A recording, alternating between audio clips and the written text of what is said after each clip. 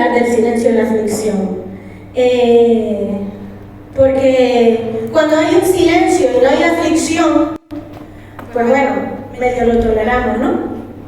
Pero cuando hay una aflicción, cuando hay un dolor, cuando hay un problema, cuando hay una carga, el silencio duele más, ¿verdad? Se hace como desesperante. Y hay algunos silencios que duelen, como por ejemplo silencios médicos. Hoy precisamente trayendo la hermana el testimonio.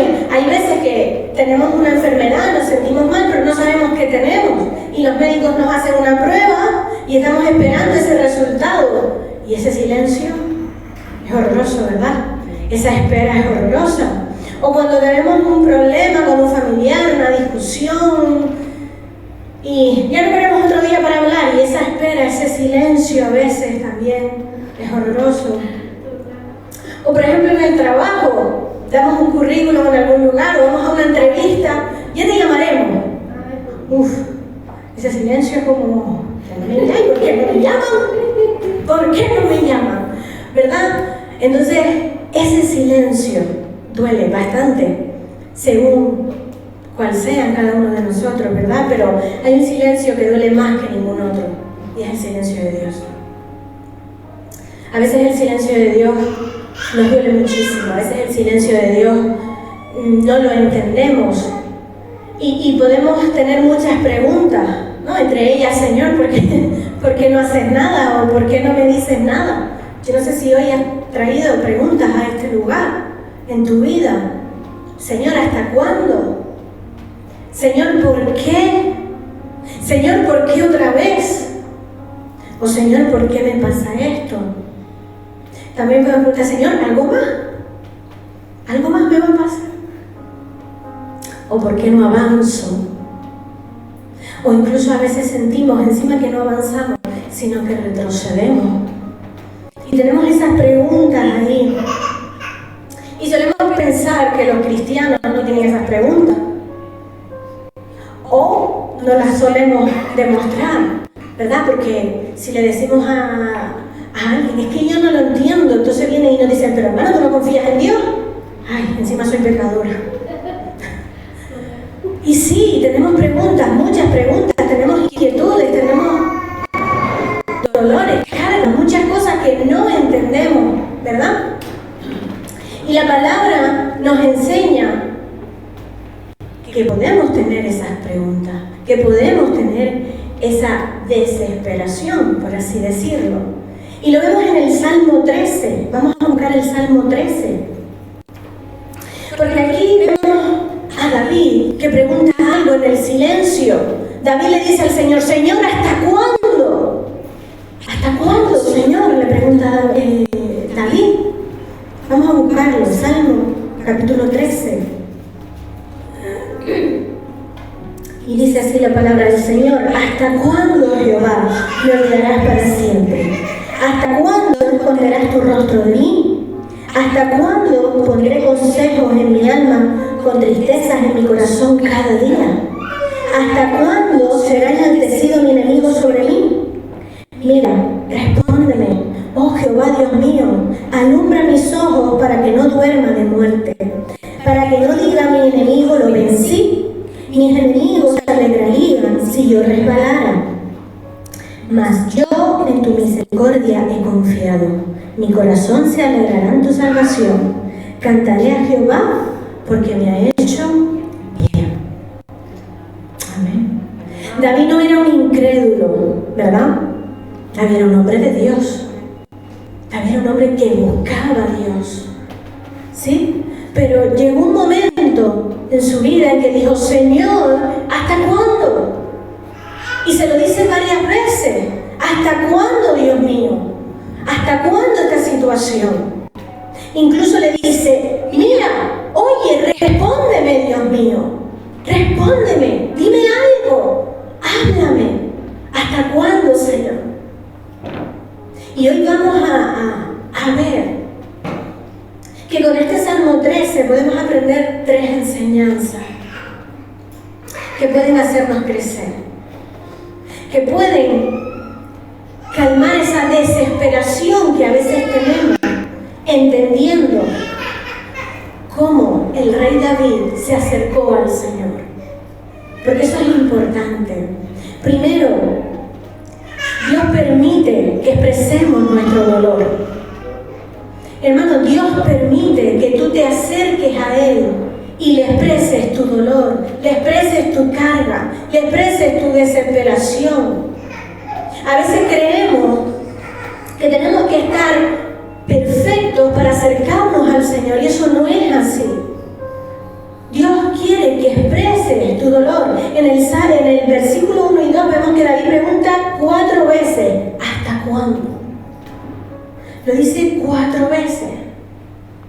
Y esto no es una pregunta como si yo te pudiera decir ¿cómo quieres el café con azúcar o sin azúcar? No es una pregunta cualquiera. Esto ni siquiera es una pregunta que él quería saber, una pregunta teológica. Dios mío, dime cómo eres tú, muéstrame cómo eres tú. No, esta pregunta es un grito de desesperación. Es un grito de un corazón cansado. Es un grito de un corazón que no puede más. Dice, Señor, ¿hasta cuándo? David siente que Dios lo ha olvidado. David siente que Dios ya no tenía nada que ver con él. ¿Hasta cuándo vas a permitir todo esto? David sentía que Dios se había escondido. David sentía que el enemigo estaba ganando. David sentía una injusticia en su vida. Y a veces creemos y pensamos que Dios es injusto. A veces pensamos que Dios conmigo es injusto. Porque a otras personas les va muy bien. Y a mí no me está yendo tan bien. A veces creemos que Dios tiene que coger a X persona y darle una reprimenda. A veces pensamos que el Señor tiene que corregir a tanta gente porque si no es injusto conmigo. Y David vivía en esa injusticia. David decía, mi enemigo está por encima de mí. Esto es injusto. Y la Biblia está llena de personas que preguntan. ¿Cuál es tu pregunta hoy para el Señor? ¿Cuál es tu pregunta? En la palabra vemos personas que preguntan. Vemos a Job, vemos a Jeremías, a Habacuc y vemos a Jesús también. Cuando Jesús estaba en la cruz, Él dijo, ¿por qué me has desamparado? Jesús también tuvo una pregunta de un corazón desesperado. Padre, ¿por qué me has desamparado? ¿Cuántas veces te has sentido así? ¿Cuántas veces tienes preguntas de un corazón roto? David nos enseña a que las pongamos delante del Señor. Porque hermano, el problema no es tener preguntas. Ese no es el problema. El problema es a dónde llevamos nuestras preguntas. Ese es un gran problema. Porque a veces cogemos al hermano al de tu más confianza, al que le puedas decir lo que sea, y lo usamos de basurero. Y empezamos a decirle,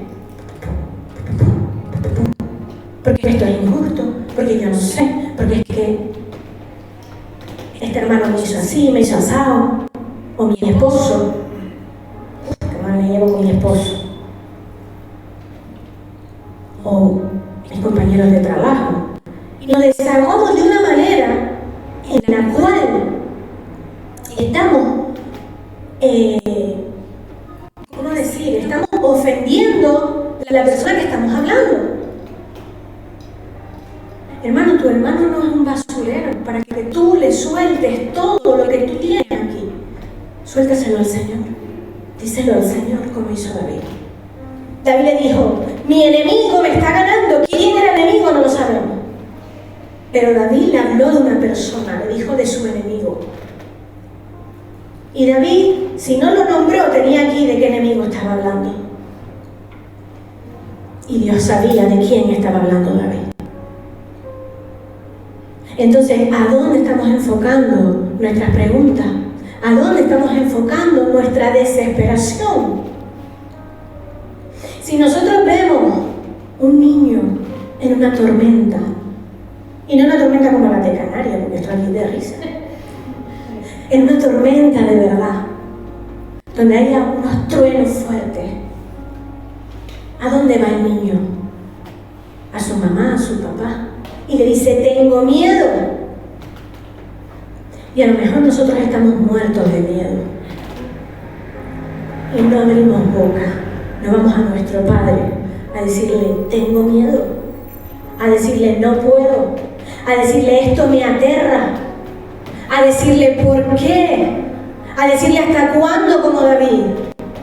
No, venimos o estamos con una fachada y aquí no pasa nada.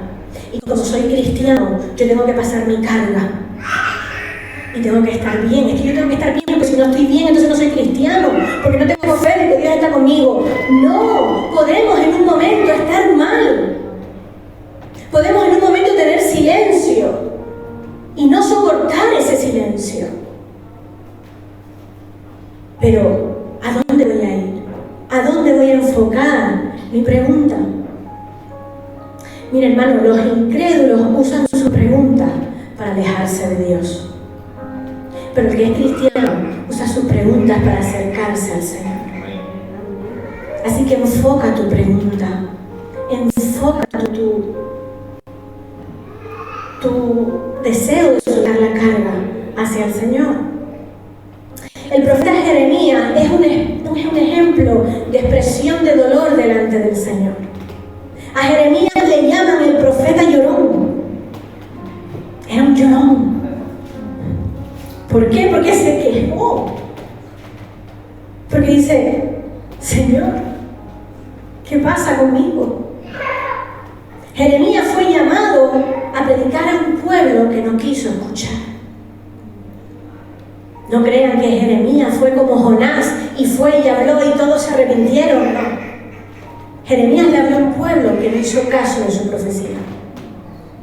Pero Jeremías además fue rechazado, ridiculizado, golpeado, encarcelado. Jeremías sufrió su profecía. Sufrió hablar del Señor.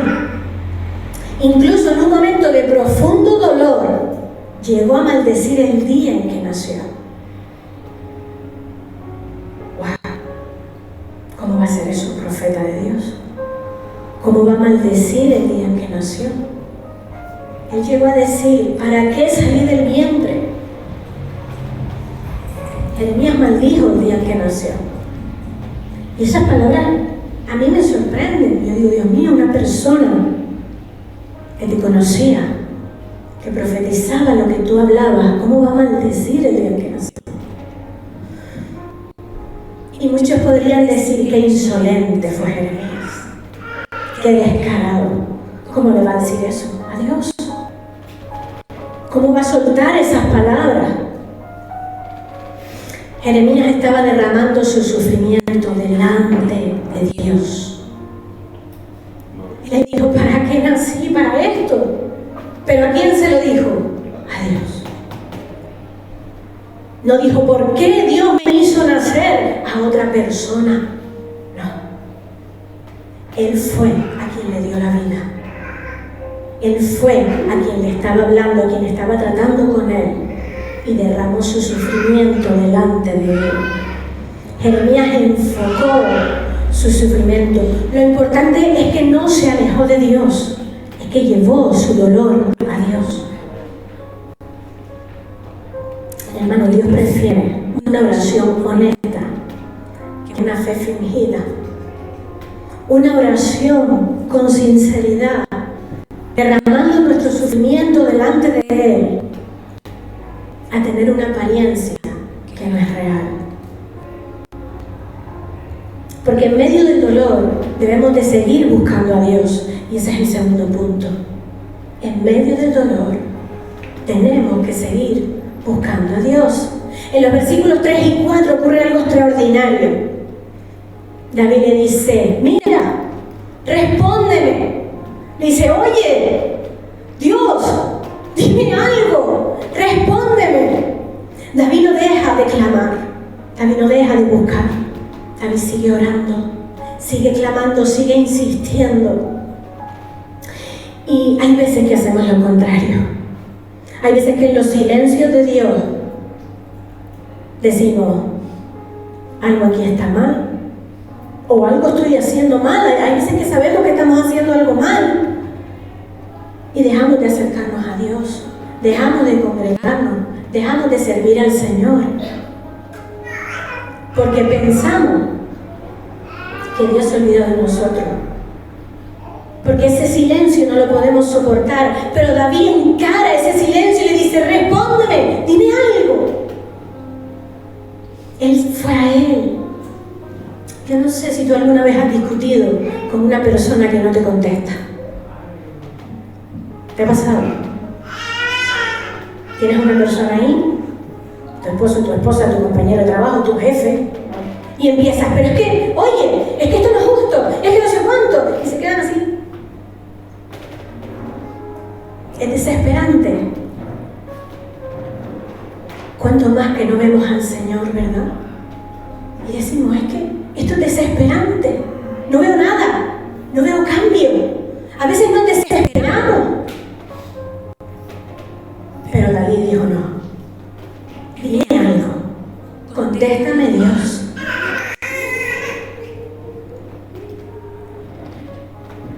David nos enseña otra actitud diferente, otra completamente diferente. En Isaías 40, este lo vamos a leer en la Nueva Versión Internacional. Isaías 40, verso 27, vamos a leer del 27 al 29.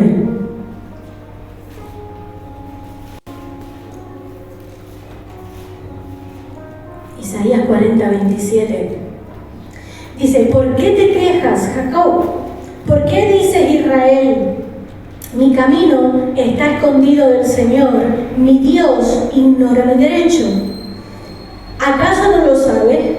¿Acaso no te has enterado? El Señor es el Dios eterno, creador de los confines de la tierra, no se cansa ni se fatiga, y su inteligencia es insondable. Él fortalece al cansado y acrecienta la fuerza del débil. Israel, un momento en el que decía, ponme el 27 porfa, en el que decía, ¿qué pasa con Dios? Nuestros caminos está escondido de Él.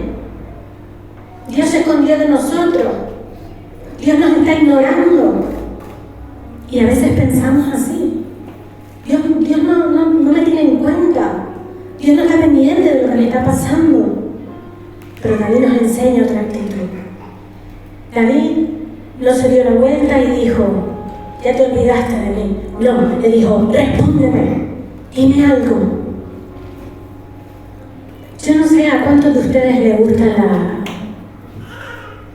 la jardinería o la agricultura. ¿Has plantado una semilla alguna vez? ¿Has visto brotar una semilla? En el colegio. La típica lenteja que poníamos en el vasito de yogur. Vale, pero cuando ponemos algo en tierra, ¿sí? ¿Sale tan rápido como la lenteja del yogur? No, ¿verdad? Eso tarda un poquitito más. Y cuando ponemos eso allí, y vamos y regamos un día, y empezamos a mirar, y volvemos al día siguiente, miramos de nuevo y decimos, mira, esto no sale nada, ya no riego más, ya no miro más la tierra, se acabó, me cansé. Muchas veces somos así con el Señor. La semilla está plantada. Primero tienes que esperar, segundo tienes que regar, tercero tienes que esperar. Y con el Señor es así. El desarrollo invisible precede al fruto visible.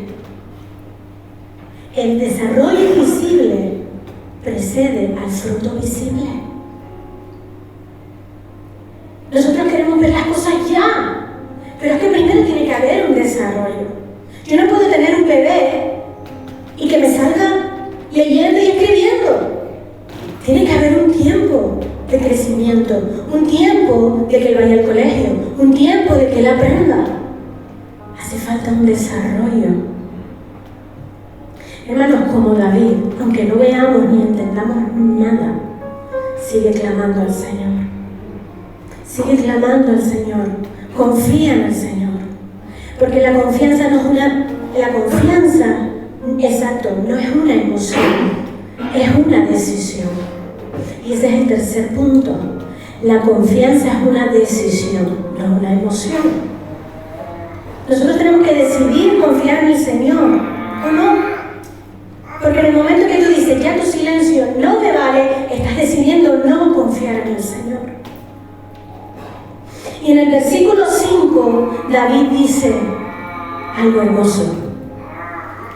David, después de decirle hasta cuándo, David después de decirle, dime algo, David dice en el verso 5, mas yo en tu misericordia he confiado. Porque David decidió tener confianza. Mas yo en tu misericordia he confiado. Hermano, entendamos una cosa, la situación no había cambiado. La situación era la misma. ¿A David se le solucionó el problema mientras oró? No. Le voy a pedir a Lugier que me traiga, por favor, mi problema. ¿Cuántos tienen problemas aquí? El Lugier va a traer mi problema hoy. Y yo tengo un problema. Y estoy sufriendo silencio. Y este es mi problema. Y no lo entiendo. No entiendo esto. Encima está enredado. Y a veces como que se enreda más por todos lados. Y yo este problema no lo entiendo. Pero David tuvo una decisión en esto que dijo, mas yo he confiado en tu misericordia. David dejó de enfocarse en esto y David se enfocó en el Señor. Amén. Eso seguía ahí. Eso seguía estando ahí. Pero David cambió su enfoque. David se enfocó en Dios. Lo tenía ahí, no se había ido. David se apoyó en convicciones.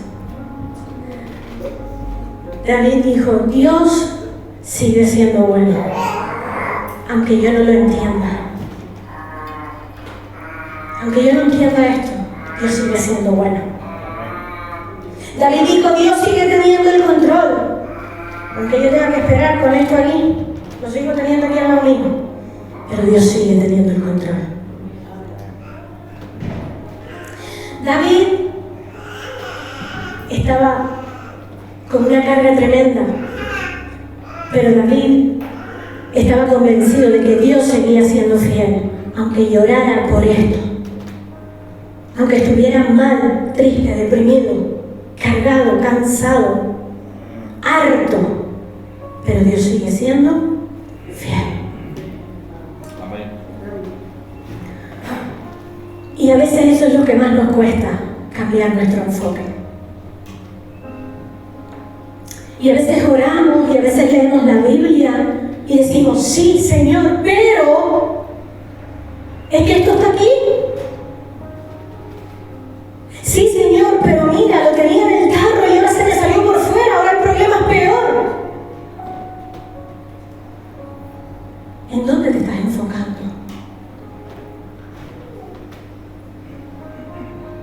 Yo no sé cuántos han ido en avión y han sentido una turbulencia. ¿Te pones nervioso? ¿Nerviosa? ¿Quién tiene el control?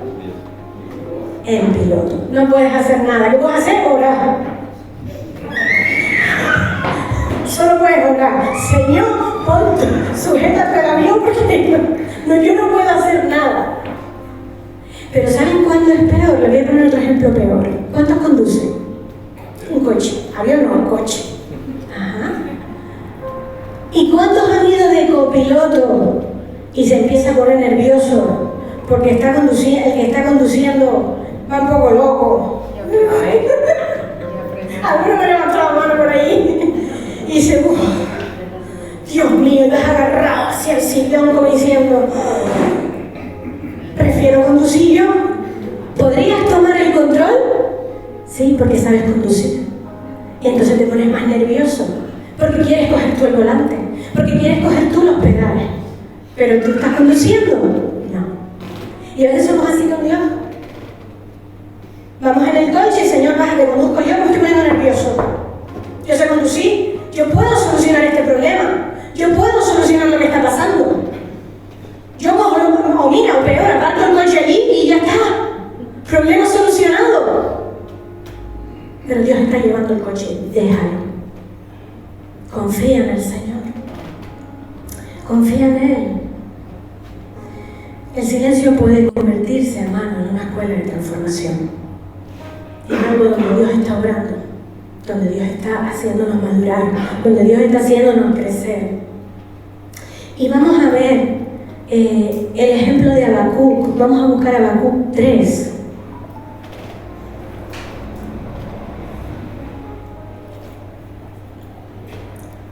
Vamos a leer a partir del 17, pero el libro de Habacuc solo tiene 3 capítulos. Es un libro cortito. Habacuc es otro profeta de la Biblia. Y en el versículo, o sea, en el primer capítulo, en el verso 2, vemos a Habacuc preguntando. ¿Cómo veis? Y en el capítulo 1, verso 2 dice: ¿hasta cuándo clamaré y no responde ante la injusticia y la violencia? Habacuc dice: ¿hasta cuándo? ¿Hasta cuándo voy a seguir clamando? ¿Hasta cuándo vas a dejar tanta injusticia, tanta violencia, Dios? ¿Hasta cuándo? Pregunta Habacuc. Pero en el capítulo 3 termina diciendo en el verso 19, el Señor es mi fortaleza. Empieza preguntando, pero termina adorando.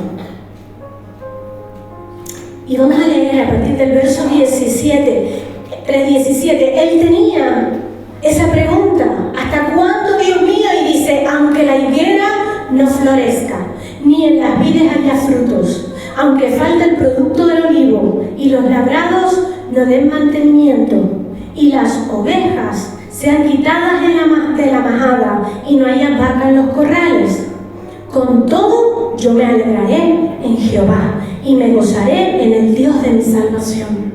Jehová, el Señor, es mi fortaleza, el cual hace mis pies como de sierva, y en mis alturas me hace andar. Al jefe de los pastores, ok. Dice: el Señor es mi fortaleza, aunque la higuera no florezca, aunque no haya fruto en las vides, aunque no haya ni ganado, el Señor es mi fortaleza.